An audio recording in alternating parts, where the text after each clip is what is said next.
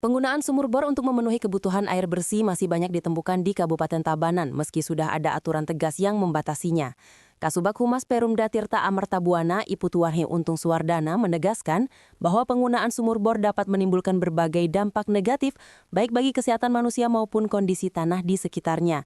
Menurutnya air dari sumur bor bisa tercemar jika lokasi pengeboran terlalu dekat dengan septic tank karena beresiko mengandung bakteri E. coli dan virus hepatitis A. Sedangkan bila berada di area industri, airnya bisa terpapar zat berbahaya seperti merkuri dan arsenik. Wahyu menambahkan penggunaan sumur bor dalam jangka panjang juga dapat mengganggu struktur tanah karena rongga yang tadinya terisi air lama-kelamaan menjadi kosong dan menyebabkan penurunan permukaan tanah. Dari sisi biaya pun penggunaan sumur bor dinilai kurang efisien.